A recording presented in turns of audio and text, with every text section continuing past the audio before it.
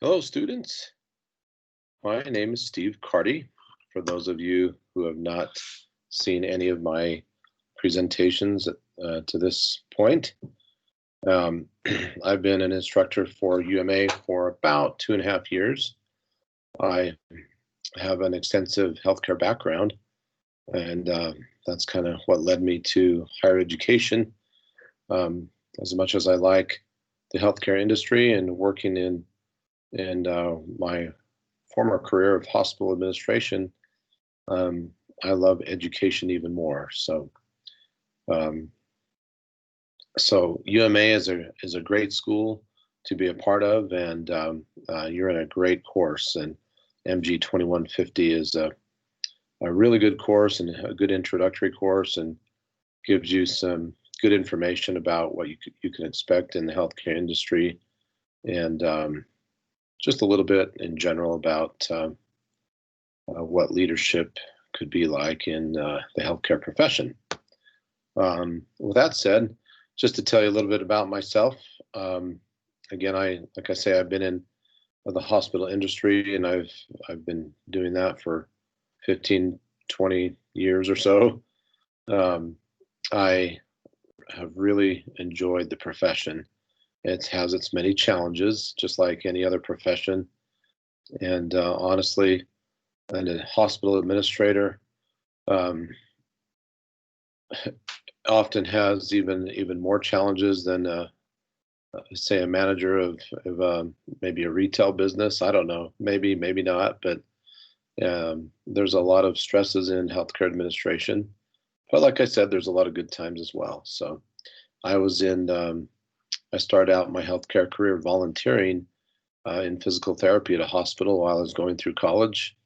I ended up going to nursing school, got my nursing degree, and was going to go into anesthesiology, and then decided to switch gears and go into administration. So ended up with a master's degree in business and marketing, and launched my career as an administrator for 10 assisted living facilities. And I absolutely loved doing that. I felt like I was good at it, and felt like I had some good support from the company I worked for. Um, from there, I really wanted to go get a little deeper into healthcare, and ended up in at a small rural hospital as a COO of a hospital, and was in charge of various departments like nursing and physical therapy and um, radiology, all those different departments at a small facility, and thoroughly loved it. It's something that I had kind of dreamed about doing early on in my career, and excuse me, and there I was. I ended up in the position that I really enjoyed, and so then about 3 years or so of that, I began applying for other positions and became a CEO of a hospital, and spent the rest of my hospital administration career in those areas. So I still try to keep my feet wet a little bit in those areas, and keep up on growth trends and trends in the industry, and but anyway, in a nutshell, moved back to Utah, where I'm from originally.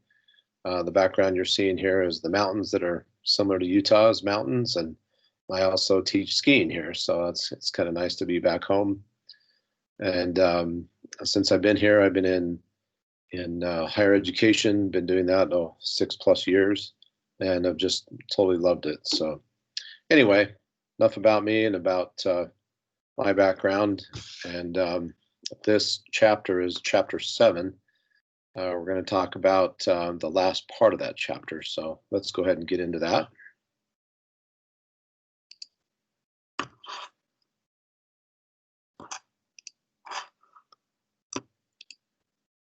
Okay, chapter 7, organization change and innovation.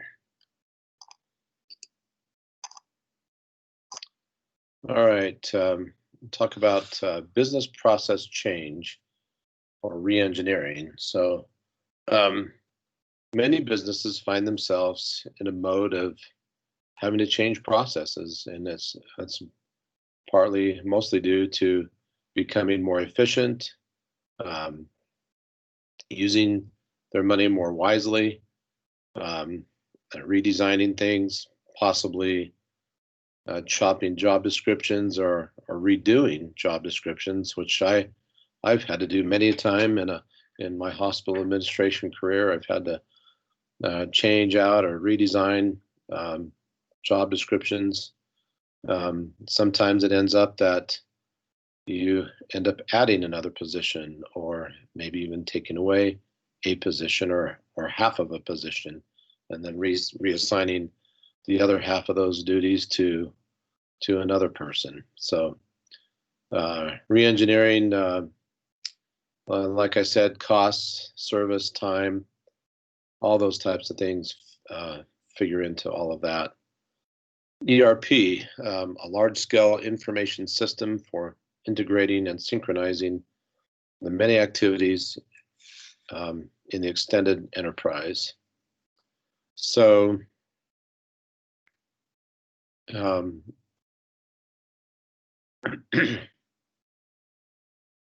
so yeah, what was I going to say? Information systems. Every day there's something bigger and better with information systems, and being able to interrelate the many activities that go along with the business into those large-scale information systems. If you listen to the first video, I talked a lot about healthcare administration, or health information systems, like electronic medical records. I had a big part of 3 different facilities I worked for on helping choosing and installing electronic health records. And talk about a nightmare. It was a major nightmare at times, but there's a lot of good things that came from it as well. But synchronizing activities that you do in your business into those systems on a regular basis, it's a huge job, and requires a lot of IT expertise and that type of thing. And it changes, as it says right here, the very last line, business processes have to change. You have to rethink the way you do things. And sometimes that becomes very difficult, especially in healthcare. You have to rethink a lot of processes and then rethink them again and redo them again over and over again until you get it right. Sometimes that's not even right. So then the need for business process change. Entropy is a normal process leading to system decline. Results from maintenance of the status quo puts the organization out of sync with its environment. Starts the organization to consuming its own resources. So entropy. So that's kind of a negative word, as you can tell there. Unless you're going to make a big change in your processes, your business processes, entropy is going to eat you alive.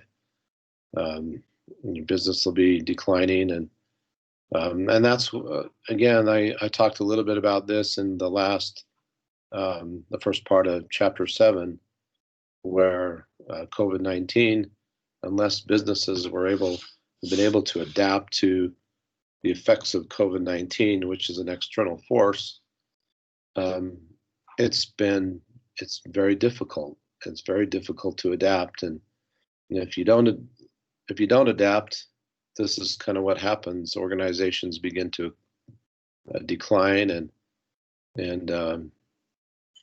you go out of business, or you almost go out of business. So there's such a need, and as we speak, I'm sure there were many meetings throughout this country and the world who are trying to reconfigure, and revamp their businesses in response to the massive external force of COVID-19. Not to mention all the other things going on with riots and fires and tornadoes, natural disasters.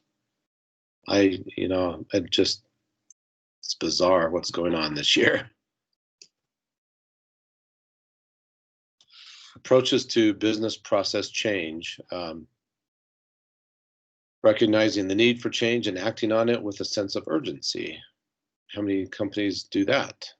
How many companies actually take the initiative, see that need, and they're energetic and they're ready to change and act with a sense of urgency.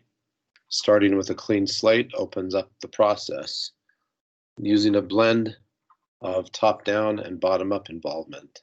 So, it's good to talk and relate to all types of employees, get their input. Administration doesn't always know everything that's going on at the bottom level of the organization, and they don't know what's going on at the top end. And so coming together, opening up a dialogue process there, and seeing what you can do to better the business and invoke a little change.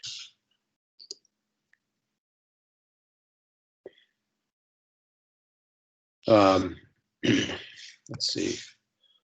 Firms, I'm going to say firms that have undergone re-engineering, including Taco Bell, AT&T, Google, Hallmark, and Sprint. All of those businesses have been revamped or undergone change.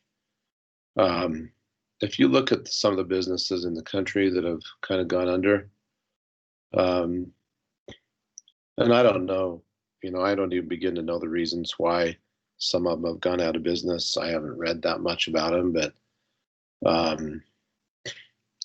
businesses like there's one locally here, Sports Authority. They were in business for years and years, and I don't know that they were back east. They may have been back. I don't know. I don't really know that for sure.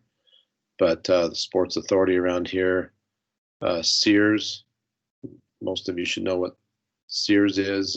Big department store, big department chain that has gone out of business. The Kmart's in the country.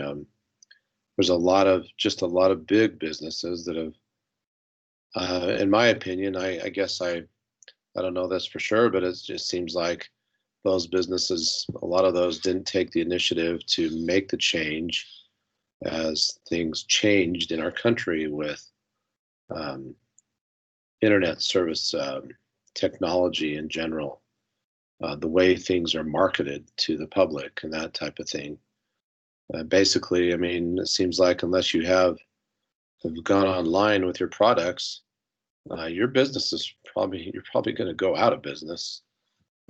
Everything's going to our phones, our cell phones. Everything we look at nowadays, people are marketing to our cell phones. Every once in a while, I go out, probably more than I should. I go out and I'll eat at Burger King or somewhere. I don't always do that, but every once in a while I go there and I'll have a hamburger. But as I look at the different apps from all these little restaurants and like Taco Bell and all of those places, I tend to go to the places that have the most user-friendly apps. And I'll tell you, Burger King has a good one. You can go in there, you can find an offer. You can eat a whole meal deal for like $4. That's probably not good for you, but you can do it. So I'm just saying in general that it's good to look at your business, re-engineer things, and keep moving forward. And those who don't will be left behind. Divide into small groups. Research one or more of the organizations noted above and see how well its re-engineering efforts have paid off. So that's a good exercise for you to do. Just investigate on your own. Take your own time if you want to, and look at Taco Bell, look at Google, look at some of these businesses. Google, it's a monster. Amazon, I can't even begin to I mean, Amazon's just going crazy. Sprint, I have my own reservations about Sprint. I switched from T-Mobile to Sprint, and it was a complete disaster. And I think Sprint knew that, and that's pretty sure that's one reason they merged with T-Mobile. Um, but that's my own take on that situation there. But I think the writing was on the wall, and it was a good move for both companies to become one. And T-Mobile now has a huge share of the market. So anyway, re-engineering process: develop goals and a strategy for re-engineering effort. Emphasize top management's commitment to the re-engineering effort. Create a sense of urgency among members of the organization. If you're a good leader, you can do that. You can create a sense of urgency among members of an organization. What it takes to do that: maybe some incentives. Maybe it's just they like you. They like you as a leader, and they'll do whatever you ask them to do. Whatever the case may be, everyone has their own niche as a leader, but some way, somehow, if you're the leader of a company and you want change implemented in your organization, you need to find a way to do it. Start with a clean slate. In effect, recreate the organization. Optimize top-down, bottom-up perspectives. I think we talked a little bit about this, I believe.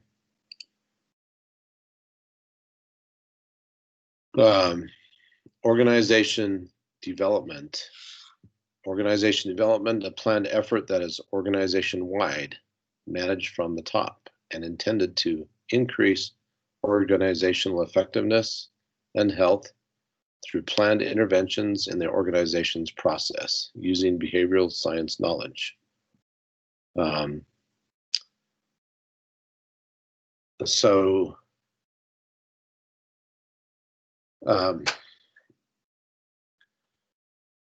This is something that is difficult to do. It's not always easy to manage from the top. And it can be very devastating and destructive if the leadership doesn't do it the right way. But if the interventions are planned, if they're thoroughly planned,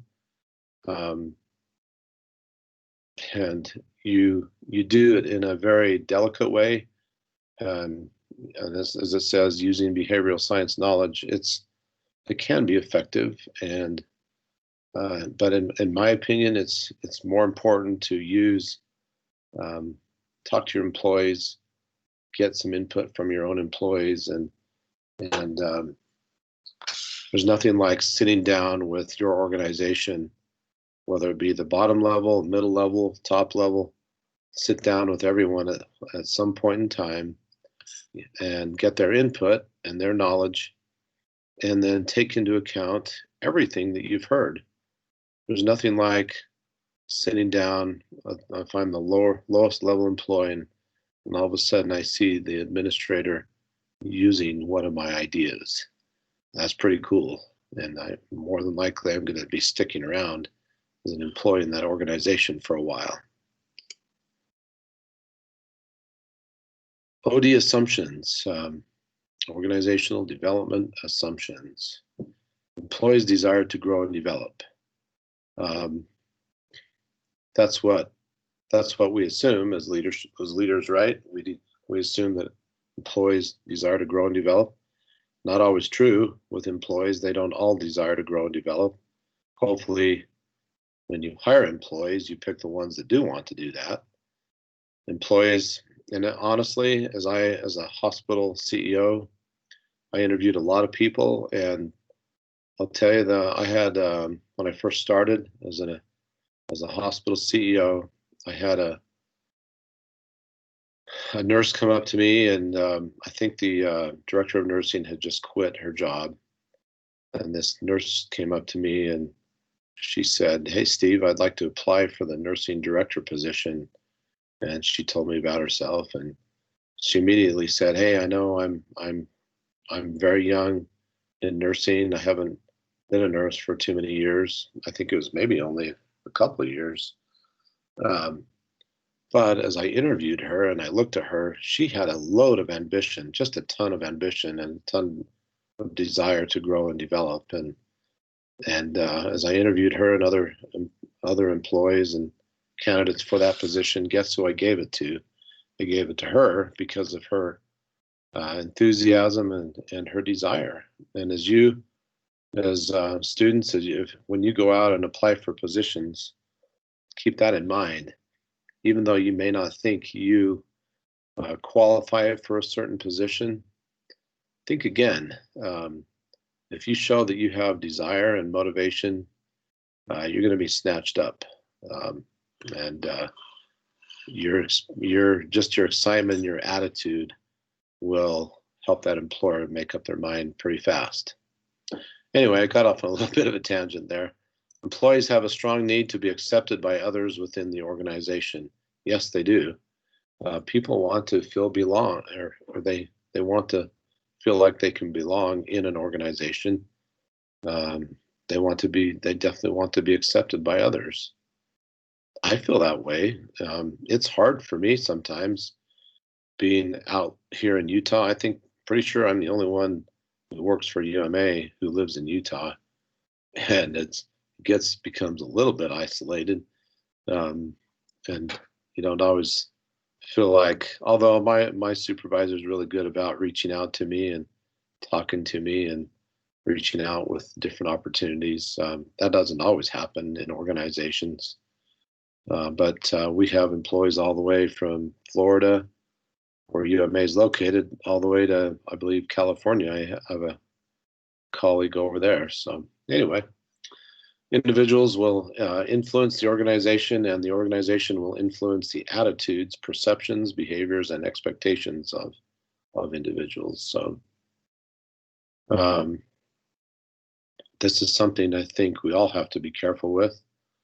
We need to hold true to our own values and not be too easily influenced by someone who you think may not be going in the right direction.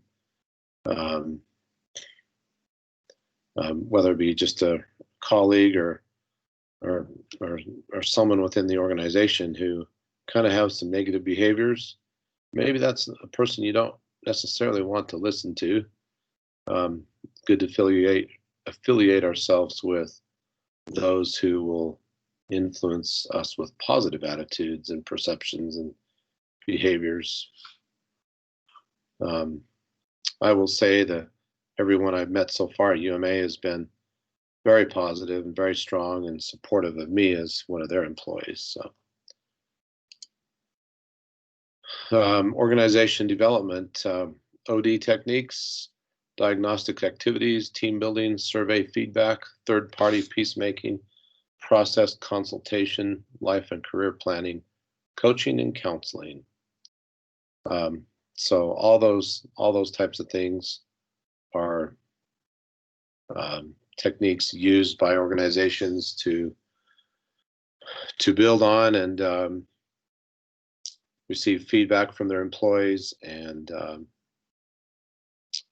along with that is probably a lot of coaching and counseling.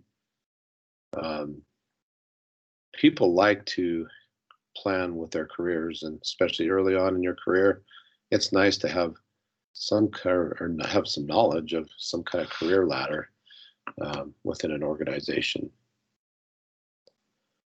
People don't stay with organizations like they used to.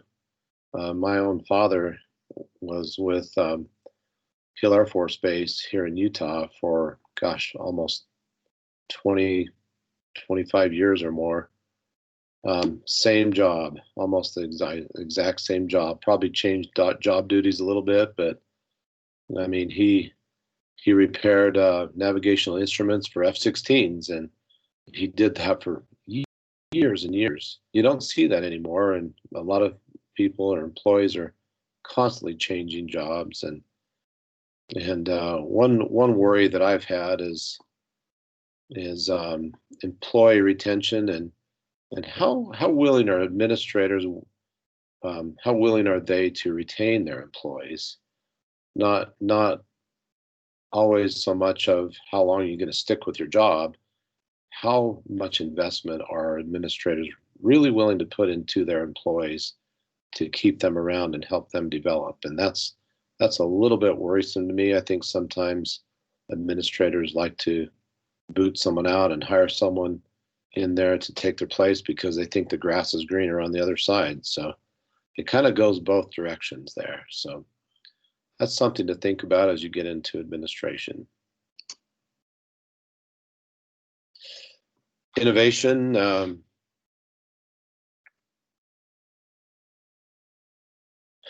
The managed effort of an organization to develop new products or services or new uses for existing products or services. So um, radical innovation, technical innovation, product innovation, incremental innovation, managerial innovation, process innovation. So these are all good processes to go through as you maybe as you're revamping a business or on a strategic planning committee, that type of thing. What are some things you can do in each of these areas to help promote your business and to make your business more successful? The innovation process, development, organization evaluates, modifies, and improves on a creative idea, application, launch, growth, maturity, and decline. So that's kind of a innovation process there that was good thing to go through. Forms of innovation, radical versus incremental innovations. Radical innovation is a new product, service, or technology that completely replaces an existing one. Radical innovation fundamentally shifts the nature of competition in an industry. So this is something a lot of people are doing now in light of COVID-19. They're having to do some radical innovation. Some of the things that worked for them, maybe products that worked for them before, are not necessarily working for them right now. Versus incremental innovation, new product or service or technology that modifies an existing one. So modifying incremental innovation is not a bad way to go either. Technical versus managerial innovations. Technical innovation, a change in the appearance or performance of a product or service or of the physical processes through which a product or service is manufactured. Managerial innovation, a change in the management process in an organization. So, so there's technical, managerial innovation.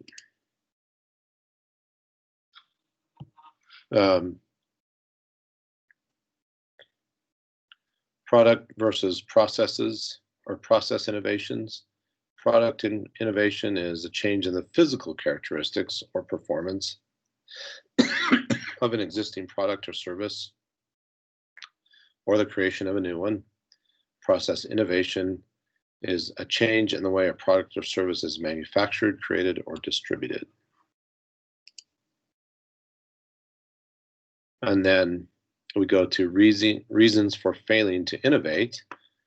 Lack of resources. A lot of companies either don't take the time or they just don't have the financial capability to explore other resources or to pay for other resources. Failure to recognize opportunities. And that would just be, I mean, failing to, not even bothering to do any strategic planning together and or a SWOT analysis of your company and actually making an effort to save your company. And then obviously resistance to change. If you don't have employees on the same page, it's going to be very difficult to implement any kind of change within your organization. And then reward system, organization culture, entrepreneurship in larger organizations, intrapreneurs. It's similar to entrepreneurs, except that they develop new businesses in the context of a large organization. So rather than an entrepreneur who goes out and develops his own business, intrapreneurs are those who develop new business within a large organization. So anyway, that's kind of cool.